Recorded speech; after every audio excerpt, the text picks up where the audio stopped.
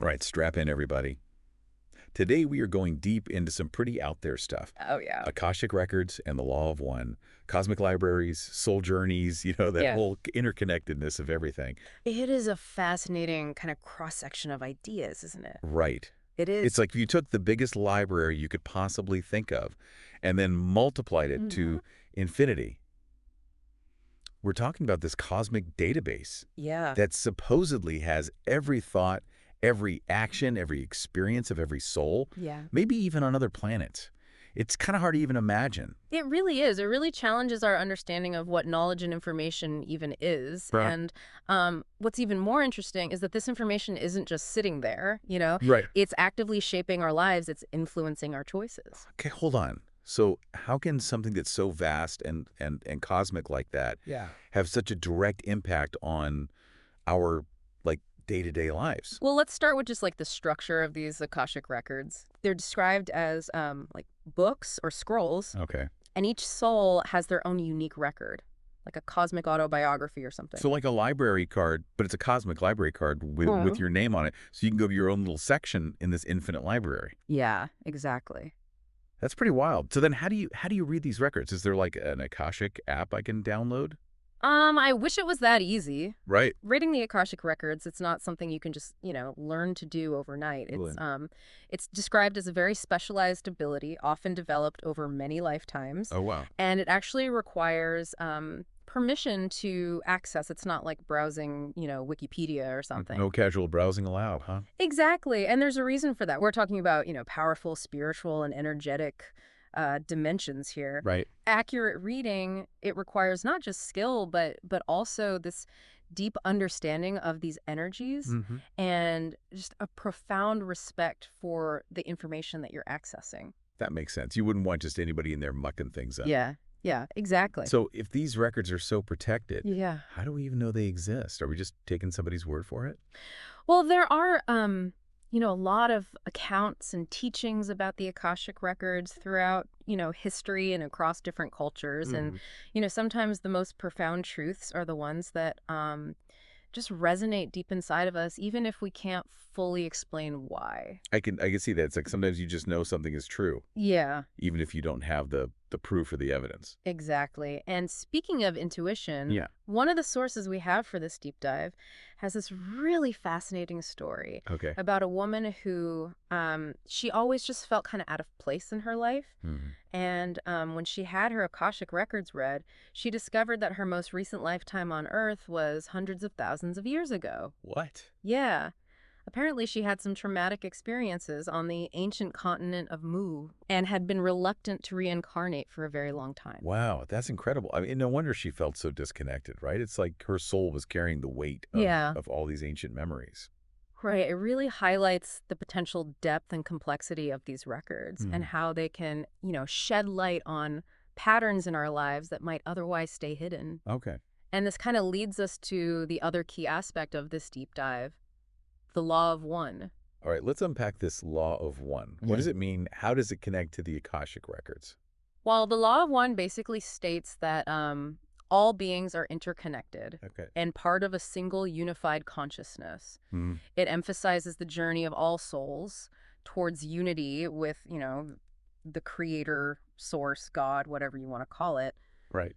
And it kind of offers a framework for understanding our spiritual evolution. So it's like we're all on this big road trip Yeah. heading to the same place, but we're all taking different routes to get there. That's a great analogy, yeah. Oh, And the Akashic records are kind of like the map that shows us great. where we've been, where we are now, and the potential paths we can take. So with this map Yeah. that's so vast, how do we even know where to start? Right. How do we know which path is the right one? Well, that's where the concept of the seven rays comes in. Okay. The law of one describes these rays as divine energies that Mhm. influence every soul, shaping our personalities, our purpose, and our karmic lessons. Hold on. So it's like a cosmic personality test. You could say that. So the stars are going to tell me who I am and what I'm supposed to be doing here. Well, the sixth scroll in your Akashic record supposedly reveals what's called your natal ray, the ray you were born under. Okay. Understanding your natal ray can offer incredible insights into your strengths, your weaknesses, Yeah. and the karmic lessons you're here to learn. Okay, now I'm really interested. So how do we figure this out? do we need to have our Akashic Records read? Or is there like a cosmic horoscope I can check? Well, there are different methods and teachings on how to determine your natal ray, but it often Ah, involves self-discovery and inner exploration. yeah. Some people resonate with certain colors or characteristics associated with each ray, Mm. while others, might have more profound experiences or even intuitive insights that reveal their ray. So it's not as easy as just looking at my birthday and seeing which one I am. It's a bit more nuanced than that. Remember, we're dealing with subtle energies and spiritual principles here. Okay. It requires a willingness to look inward and Yeah. connect with your own inner guidance. Okay. All right. So I'm ready to dive deeper into these 7 rays. Tell me what they're all about. Right. And how understanding them can help us on our cosmic journey. Well, that's a conversation for our next segment. Okay. We'll explore each ray in more detail Yeah. and kind of see how they connect to the Akashic Records, the Law of One, and our individual paths of, spiritual growth. All right. You've definitely got my attention. I can't wait to see what these rays can tell us and how they can help us navigate this incredible journey Yeah, through the cosmos. exactly. All right. Cool. Yeah. So, ready to learn more about these 7 rays and how they can illuminate your path? Absolutely. It's like we've stumbled onto this cosmic personality test, Mm-hmm. and I'm ready to find out what my results are. Well, imagine these rays as 7 distinct colors, each one representing a unique energy flow, Okay. or you could say a stream of consciousness. Each ray influences different aspects of our being, like our personality, our strengths, and even the challenges we face. Okay, so I'm picturing a cosmic rainbow Right. beaming down on humanity, Right. and we're standing under a different color. So Yeah. what are these colors, and what do they represent? Okay, well let's start with the first ray, which is red. Hmm. This ray is all about willpower, pioneering spirit, Okay. and leadership. People who are, influenced by this ray are often very driven, ambitious. They have a strong desire to make their mark on the world. So the red ray people are the go-getters, the ones who charge ahead and make things happen. Yeah, think about like trailblazers, Yeah. entrepreneurs, Yeah. those who kind of forge new paths. Okay, what about the second ray then? The second ray, which is orange, is associated with love, wisdom, Okay. and teaching. Yeah. Those under its influence are often compassionate, understanding, Mm-hmm. and drawn to helping others. You Yeah. know, they might be teachers, healers, or Hmm. or just really good friends, who offer a listening ear and wise counsel. So the orange ray is about nurturing and guiding others, Yeah. which I mean that really aligns with the whole idea of service to others, Exactly. which is like a big part of the Law of One. Right. So, okay, moving on then. So moving on to the third ray, which is yellow. Okay. This ray is about active intelligence, Mm-hmm. adaptability, and mental clarity. Okay. Those influenced by the yellow ray are often quick learners, good at solving problems. And excellent communicators. You might find these people in fields like science, technology, even yeah. diplomacy. So the yellow ray is all about using your brain power to kind of navigate the world, You got it. find solutions. Yeah. All right, now let's shift gears to the fourth ray, which is green. This ray is associated with harmony, beauty, and artistic expression. Okay. Those under its influence are often drawn to creativity, whether it's through music, art, writing, or even just like creating a beautiful and welcoming home. So the green ray people are the artists, Yeah, the creator. the creators, yeah, bringing beauty and harmony into the world. Exactly. And it's not just about like individual expression, The green ray also emphasizes creating harmony in our relationships and finding balance in all areas of our lives. It kind of reminds us that beauty can be found, everywhere, even in the midst of chaos. That's a beautiful thought. Okay, what about the fifth ray? The fifth ray, which is blue, is associated with concrete knowledge science and research. Those influenced by this ray have this, strong desire to understand how things work, to uncover truth through like really meticulous observation and analysis. So these are your scientists, researchers, Okay. Maybe even detectives, always looking for clues, gathering evidence. So blue ray is about seeking knowledge, understanding the world through that scientific lens. Through a scientific lens, exactly. It seems like a very practical, It is, yeah. grounded energy. Yeah, and it's important to note that each ray has, Yeah. its strengths and weaknesses, like the fifth ray, for example, Yeah. can sometimes get, lost in the details Yeah. and miss the bigger picture. Yeah. So it's important to find balance and integrate the energies of all the rays, Right, yeah, like we need a blend of all these colors to have a truly vibrant and harmonious life. Exactly. Okay, 2 more to go. Yeah. What about the 6th ray? The sixth ray is indigo, and it's all about devotion, idealism, and service to others. Mm-hmm. Those influenced by this ray have a really deep sense of compassion and a strong desire to make a positive impact on the world. So these are your healers, social workers, spiritual leaders, driven by this profound love for humanity. So the indigo ray is the humanitarian. Yes. The one who seeks to uplift and serve others. Yes, and they often have a strong connection to their intuition and a deep understanding of spiritual principles. So they might be drawn to, mysticism, meditation, or other practices that help them connect with their inner wisdom. Okay, that's fascinating.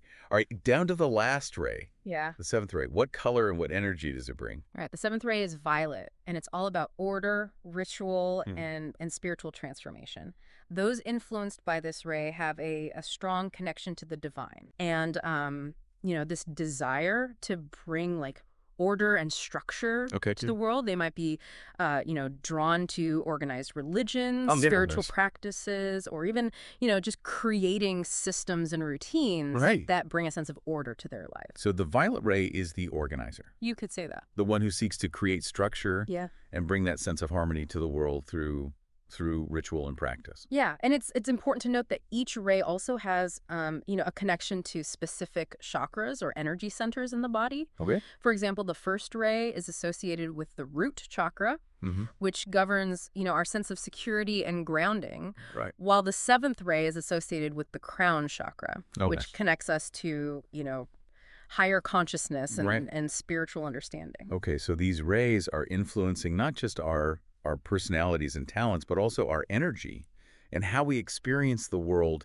even on a physical level. Yeah, it's pretty incredible, right? Yeah, that's pretty mind-blowing. And understanding how these rays interact with our energy system can help us to kind of identify areas where we might be blocked or out of balance. Okay. For example, if you're feeling ungrounded or insecure, you might want to explore practices that help to, balance your root chakra, like grounding meditations or spending time in nature. That's incredibly helpful. Yeah. It's like we have this cosmic toolkit for self-healing, spiritual growth. Yeah. But how do we connect these rays back to the Akashic Records and the Law of One? Well, remember, the Akashic Records hold the record of our soul's journey, and the Law of One emphasizes, our interconnectedness and our evolution toward unity with the Creator. Right. The seven rays, in a way, are the threads that kind of weave these concepts together. Okay. They influence our individual paths, they shape our karmic lessons, and they guide us towards,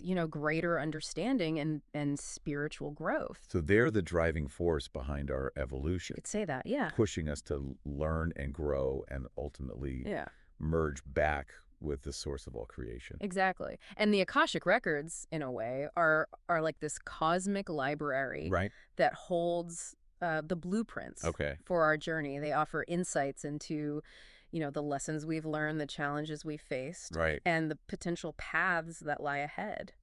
I'm starting to see how it all fits together, but it's definitely a lot to process. Yeah, it's a lot. We've covered a lot of ground so far, from the Akashic Records to the Law of One to the seven rays. Right. Where do we go from here? Well, there's still so much more to explore. Right. We've really only just scratched the surface of these, fascinating concepts. Right. In our next segment, we're going to delve a little deeper into the journey of the soul. Okay. Exploring topics like reincarnation, karma, and the potential insights we can gain from understanding, our past lives. All right. I am definitely ready for more. This has been mind-expanding so far. Okay. I can't wait to see where it leads us next. All right. So we talked about the Akashic Records, this cosmic library with everyone's stories in it. And the Law of One, this principle that connects us all. Right. And we even talked about the seven rays and how these unique energies kind of shape our personalities and our paths. Yeah. But now I'm really curious about this reincarnation thing. I mean, it's an idea that's been around forever. Yeah. But what does it actually mean?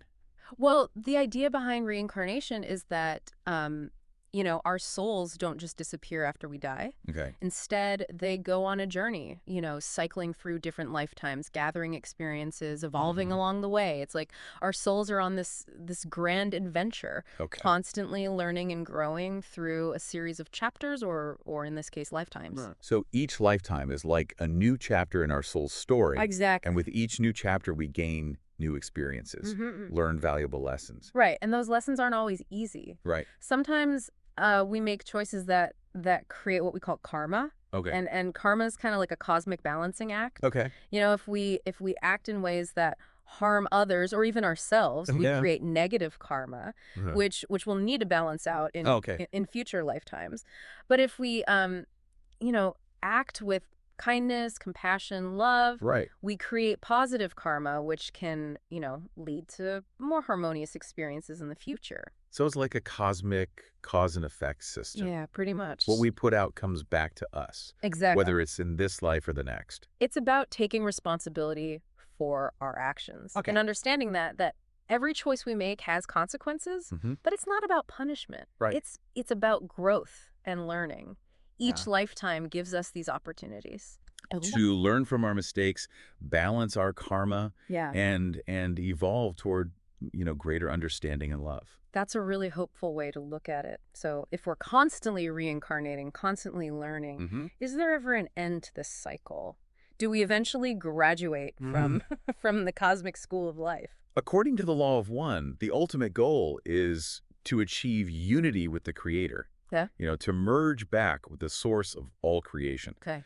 But this isn't something that happens overnight. It's a gradual process of spiritual evolution, and each lifetime brings us closer to that ultimate union. So it's like we're climbing this spiral staircase Yeah. leading upwards, and with each lifetime we climb a little higher, I like that analogy, yeah. getting closer and closer to the top. As we evolve, we move through different levels of consciousness, which the law of one calls densities. Densities. Okay. Think of them as different grades Okay. in this cosmic school of life. Oh, we start in the lower densities, focused on survival and material needs. Right. And as we learn and grow, we graduate to higher densities where love, compassion, wisdom become our primary focus. So we're expanding our awareness, Yeah. moving from this limited, ego-driven Right. perspective to a more expansive, heart-centered Exactly. being. And the Akashic Records can, play a key role in this whole process. Okay.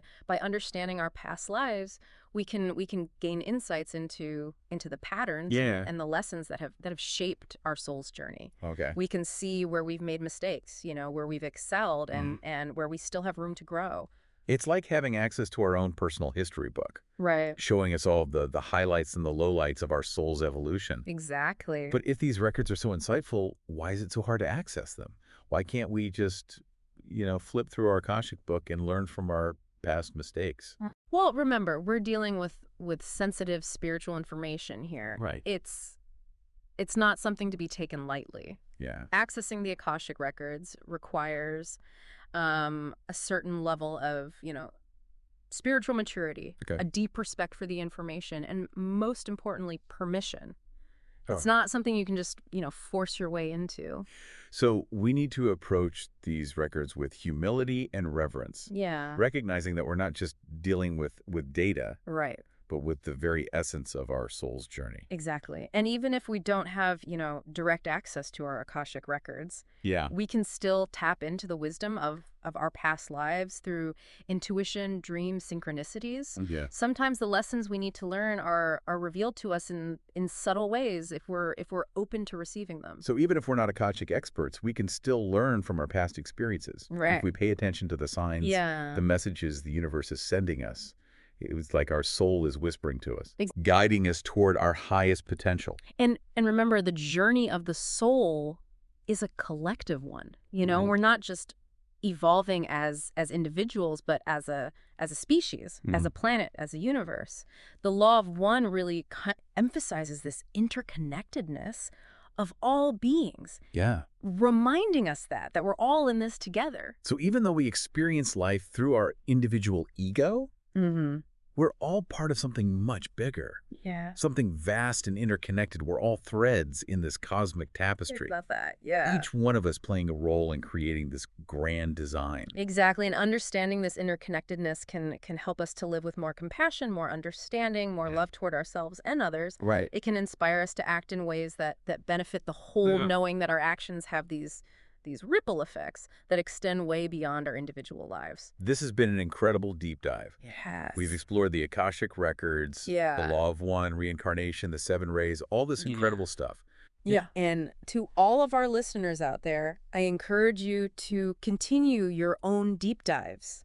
Yeah. Read, research, meditate, and most importantly, listen to your own inner guidance.